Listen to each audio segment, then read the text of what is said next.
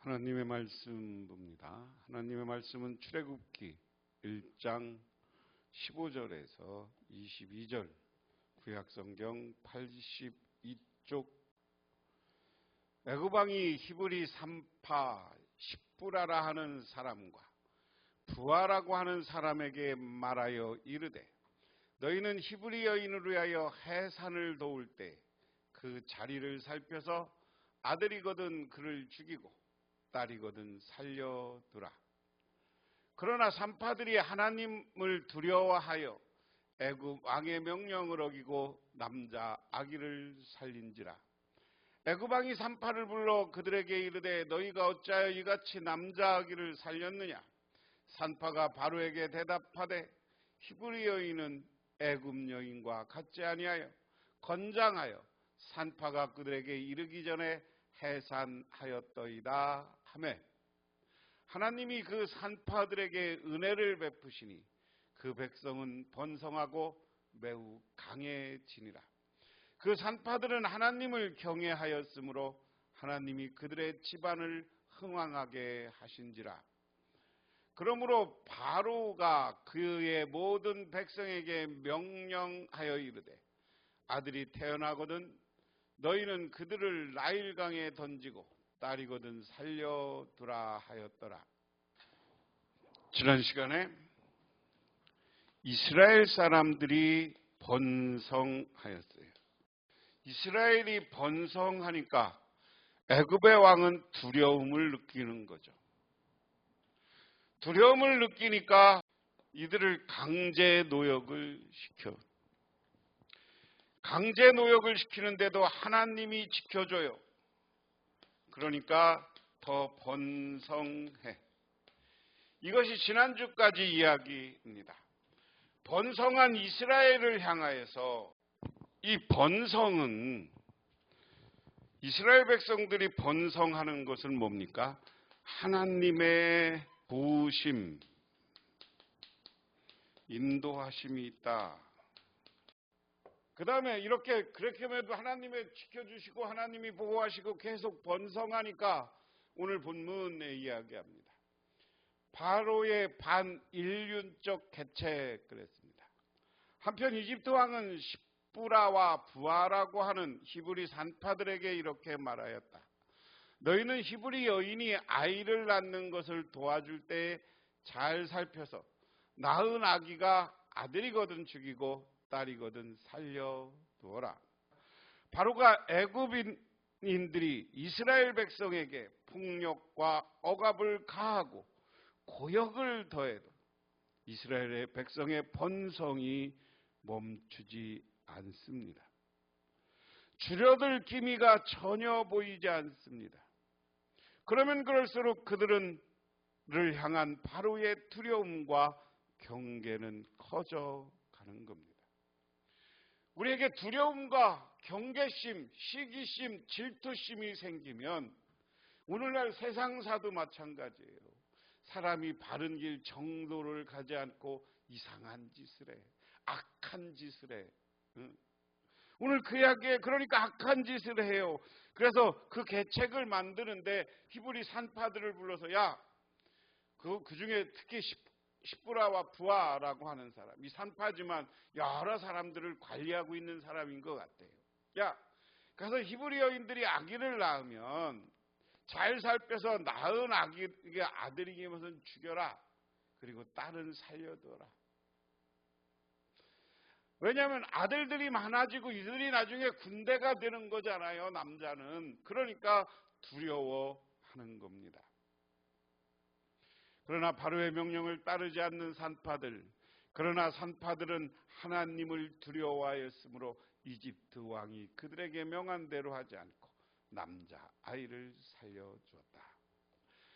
오늘 말씀의 제목을 하나님이 쓰시는 사람 그랬습니다. 오늘 하나님은 이스라엘 백성들을 축복하고 이스라엘 백성들을 지키기 위해서, 하나님은 히브리 사람이지만 저 산파들을 택하여서 그들을 선한 일을 하도록 사용하고 있는 겁니다.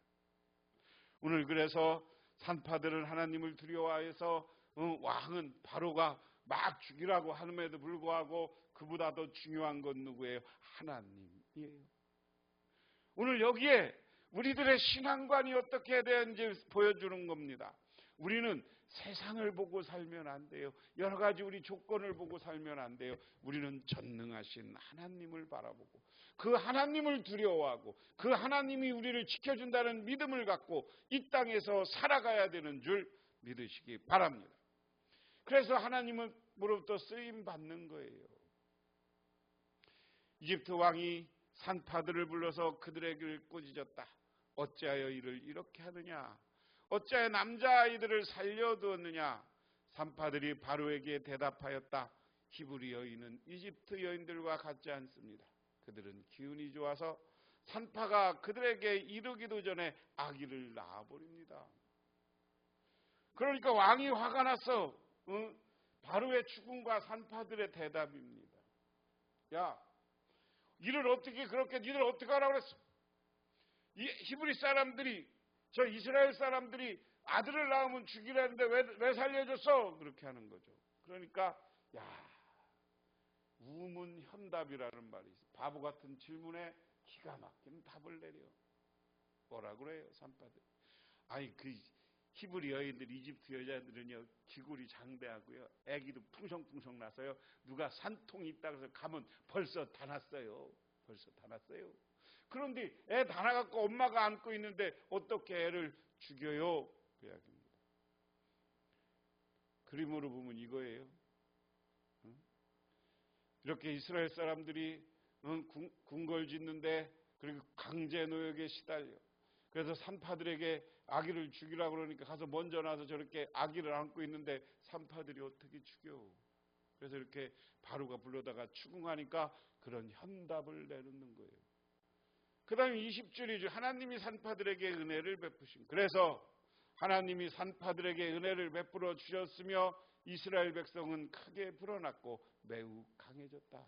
하나님은 산파들이 하나님을 두려워하는 것을 보시고 그들의 집안을 번성하게 하였다. 자, 하나님은 하나님을 쓰시는 사람, 본인이 하나님이 쓰시고 하나님의 뜻에 합당한 사람들에게는 축복을 내려줘요. 축복. 오늘 산파들이 뭐라고 그랬어요? 하나님을 두려워했다고 그랬어요. 하나님을 두려워해. 여러분, 세상보다 여러분들도 하나님을 두려워하는 사람들이 되시기를 바랍니다. 하나님을 두려워할 때 하나님께 순종하는 거고 하나님을 경외하는 거예요. 순종이라는 건 하나님 의 뜻대로 사는 거고 경외한다는 것은 오늘날 예배 드리는 거예요. 여러분들이 하나님께 순종하고 경외할 때 하나님은 여러분들에게 놀라운 축복, 번성의 축복을 주실 줄 믿으시기 바랍니다. 여러분의 집안이 잘 되는 거예요. 왜 하나님 믿느냐? 이 땅에서는 번성해지는 것이고 궁극적으로는 구원받아서 저 영원한 하나님 나라에 가는 거예요. 이집트 사람이었지만 이방인이었지만 하나님을 알고 하나님을 두려워하고 하나님 뜻을 따라 살았을 때 그들을 하나님이 은혜를 베풀어 주고 하나님이 축복해 주는 거예요. 이스라엘이 불어난 것과 더불어서 이 가정도 번성했다. 마침내 바로는 모든 백성에게 명령을 내렸다. 갓 태어난 히브리 남자아이는 모두 강물에 던지고 여자아이들만 살려두어라. 히브리 남아를 학살하라고 명령하는 바로다. 하나님의 복받은 이스라엘 백성들은 그들의 압제에 애굽의 바로 사이에 벌어진 갈등이 더 악화된 일로 치닫습니다. 바로가 그의 백성들에게 직접 인종 말살 정책, 오늘날로 얘기하면 히브리 사람들을 다 없앨 말살 정책을 피는 거죠. 그래서 남자들은 다 죽이라고 합니다.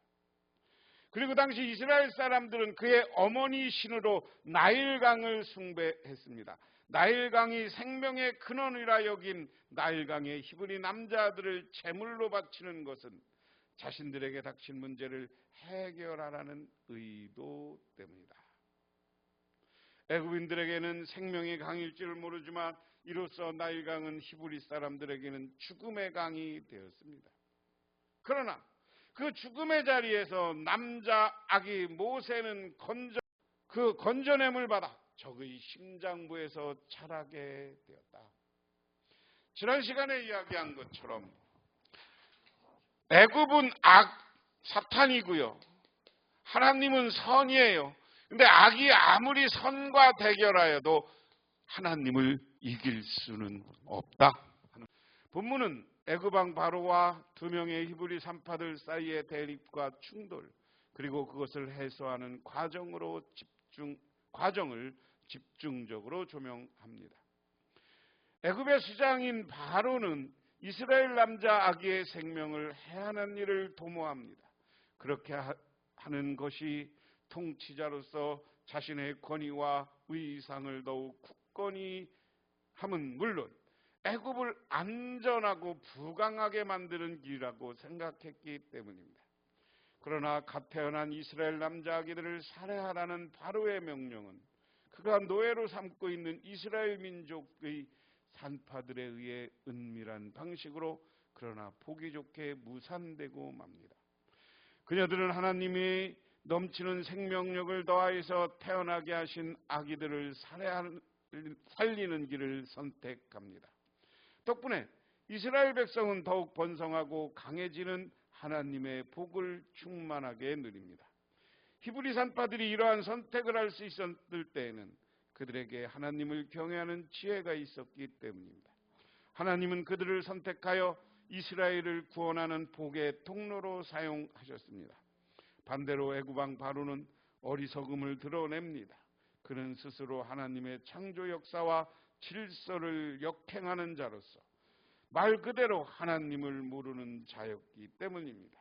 오늘 본문의 메시지와 교훈이 함축적으로 잘 반영된 고린도전서 1장 27절에서 37절을 연계하여 묵상하기를 바랍니다. 기도하겠습니다. 하나님 아버지 고맙습니다. 아무리 약한 세력이 하나님을 믿는 하나님의 백성을 침노하여도 오히려 그들은 번성하였습니다. 오늘 이 말씀을 보면서 우리도 하나님을 경외하고 하나님의 뜻을 따라서 번성의 축복이 임하게 하옵소서. 우리 교회가 부흥하고 우리 할렐루야 교회 속한 모든 성도님들이 범사에 형통하고 가정이 부유해지는 역사와 능력이 나타나게 하옵소서. 예수님 이름 받들어 기도드리옵나이다. 아멘.